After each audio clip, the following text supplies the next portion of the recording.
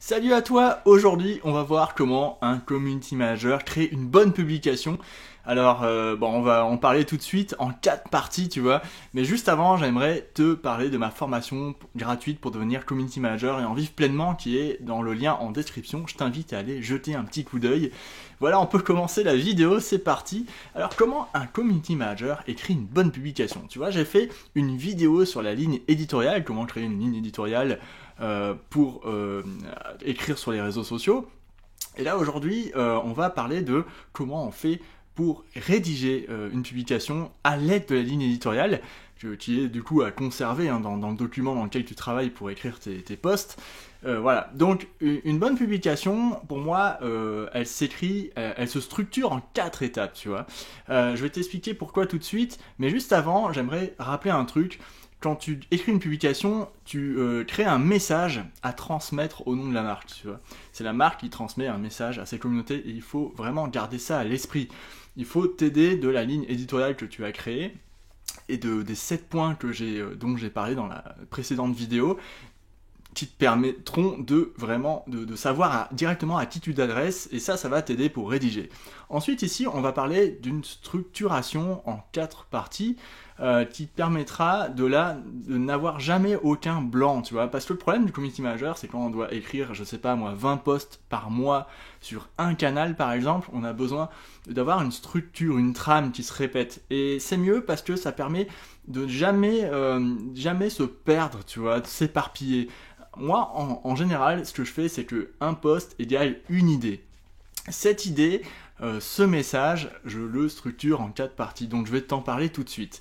Alors, partie 1, c'est l'accroche, tu vois. L'accroche, on le voit souvent sur les réseaux sociaux, il y a une phrase qui peut être une question, qui peut être un coup de gueule, qui peut être des emojis, plein d'emojis, ou écrit en majuscule, en capital, tu vois. Il y a beaucoup de personnes qui sont assez fortes pour captiver l'attention. Pourquoi c'est important? Parce que sur les réseaux sociaux, en tant qu'utilisateur, on a tellement de publications, on a à l'infini à scroller. Donc si t'arrives et que tu commences par une phrase un peu molle, il se peut que l'utilisateur passe ta publication sans même regarder, sans même cliquer sur le bouton voir plus, tu vois, parce que c'est un peu ça le nerf de la guerre. Les réseaux sociaux, ils vont te montrer un aperçu de ta publication, avec le visuel et le début de la phrase, tu vois, qui permettra, si ça dure plus longtemps, de cliquer sur voir plus, par exemple sur Instagram ou sur LinkedIn. Du coup, en fait, ce qu'il faut, c'est créer une accroche, tu vois. C'est assez important, en fait. Et pour créer une accroche, moi ce que je fais, c'est que je le fais à la fin. Je le fais pas au début parce que sinon j'y arrive pas, tu vois, je suis bloqué, je me bloque. Pour trouver une bonne punchline, il faut avoir déjà le contenu décrit pour comprendre l'idée et des fois la punchline n'a rien à voir avec le reste du texte, tu vois. Voilà, ça c'est vraiment une astuce de rédacteur pour les réseaux sociaux. Donc ce que je fais, c'est que l'accroche, je la laisse de côté. Je sais que ça peut être une question, je sais que ça peut être un coup de gueule, la forme de l'accroche, ça peut être, il peut y avoir 3 emojis au début ou à la fin, et je sais que ça va permettre d'accrocher le regard. Un emoji sirène ou un emoji pas content ou quoi, une émotion négative en tout cas permet d'accrocher assez bien, tu vois.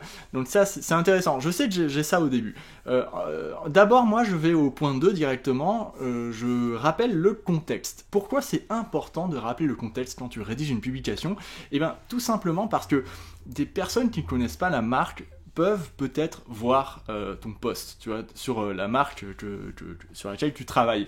Donc imagine une personne qui ne connaît pas la marque, voit ton post et voit juste une phrase en mode oui on a fait ça, c'était super cool, hyper content. En fait la personne ne va rien comprendre et elle va passer son chemin en fait. Alors que si tu rappelles quelques éléments de contexte, tu recontextualises la publication, la personne qui ne connaît pas vraiment, pas forcément la marque mais qui s'intéresse au secteur de la marque, là peut-être elle va rester un peu plus. Et ça, là dans le contexte, tu peux commencer à créer un storytelling intéressant, tu vois. Raconter une petite histoire. Et ça permet de donner un espèce de, voilà, c'est un repère en fait. Je cherchais le mot depuis tout à l'heure. C'est un repère, tu vois, pour la personne qui connaît pas la marque mais qui s'intéresse au secteur. Elle va se dire, ok, cette marque, elle a l'air de faire ça, ça peut m'intéresser, je vais la suivre. Et rappeler le contexte, c'est super important. Il y a plusieurs manières de le faire, hein. Tu peux mettre des tirets, tu peux raconter une histoire, et des emojis, tout ça, carrément, avec une intro, une intrigue et une fin, tu vois. Et le contexte, il peut être court ou long, mais en tout cas, il faut qu'il soit là, parce que c'est important, il faut toujours avoir à l'idée que tu t'adresses aussi bien à ta communauté qu'à des personnes qui peuvent découvrir la marque, en fait. Donc ça, c'est important de le garder à l'esprit. Ensuite, quand j'ai terminé mon contexte, je passe au troisième point, donc les objectifs, tu vois. Alors ce que je fais, c'est que je rappelle toujours un objectif, ou pas, hein, parce que des fois, voilà, par exemple, le but de l'objectif de ce post, c'est que on arrive à terminer la cagnotte pour le financement participatif de la marque, ou que on arrive tous ensemble à s'inscrire à ce webinaire sur les formations en ligne, j'en sais rien, tu vois, ça peut être n'importe quoi en vrai, mais c'est bien de rappeler un objectif parce que ça donne une direction au post, c'est pas là gratuitement, le post sert à quelque chose, même s'il y a une vidéo en dessous, où le but c'est que, voilà, enfin, en tout cas c'est donner une direction en tout cas à ce post, ça peut être intéressant, et juste après la direction, en point numéro 4, c'est de créer un appel à l'action.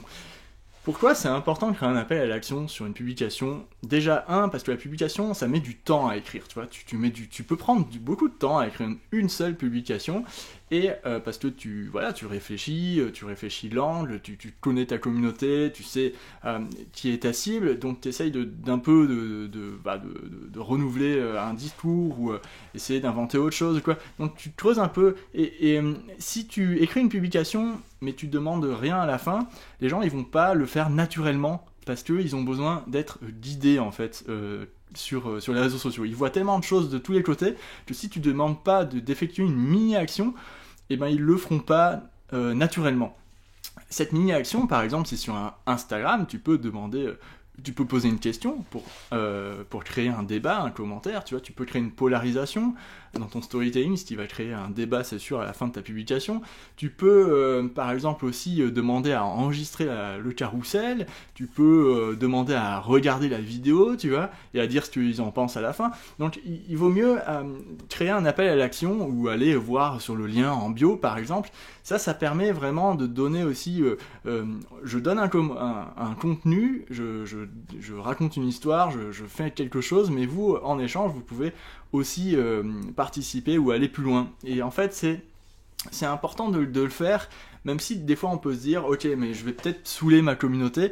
Exactement, ça, il faut alterner d'un post à l'autre. Il y a des posts où vous allez peut-être pas du tout de poser d'appel à l'action, mais il y a des posts où ça va être intéressant d'en poser, tu vois. Donc ça, c'est important également. Et une fois que tu as donc mis le contexte en route, tu as rappelé l'objectif, tu as un appel à l'action, tu as ton visuel, tu as tout ce qu'il faut, et là tu peux te dire, ok, là je peux revenir sur l'accroche et réfléchir à une accroche. Comment je peux accrocher la personne pour qu'elle lise ensuite ce que j'ai fait, tu vois.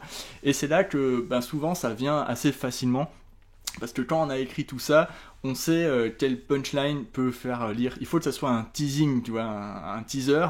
Alors il y a des personnes qui font ça très très bien, et il faut s'entraîner énormément pour faire des bonnes punchlines. Il faut écrire énormément, ça ne viendra pas d'un seul coup, mais si tu le fais régulièrement et tu réfléchis régulièrement, et tu vas voir, tu vas t'inspirer des autres marques, comment elles font, et ça viendra plus naturellement. Voilà, donc moi, voici ma manière de rédiger une publication en 4 points. Je l'utilise à chaque fois, sur chaque client, et à chaque fois ça marche. En fait, j'ai fait ça vraiment pour ne plus avoir à subir le syndrome du post blanc, tu vois, de la page blanche, voilà.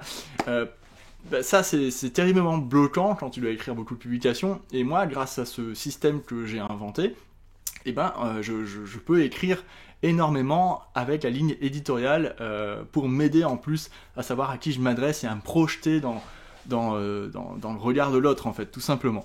Voilà, donc j'espère que cette vidéo t'aura donné des pistes pour écrire des bonnes publications engageantes sur les réseaux sociaux. Donc n'hésite pas à aller faire un petit tour sur ma formation gratuite en 4 étapes pour devenir community manager et en vivre pleinement. Le lien est en description sous la vidéo. Voilà, d'ici là, je te souhaite d'écrire de bonnes publications, et à bientôt, salut, ciao!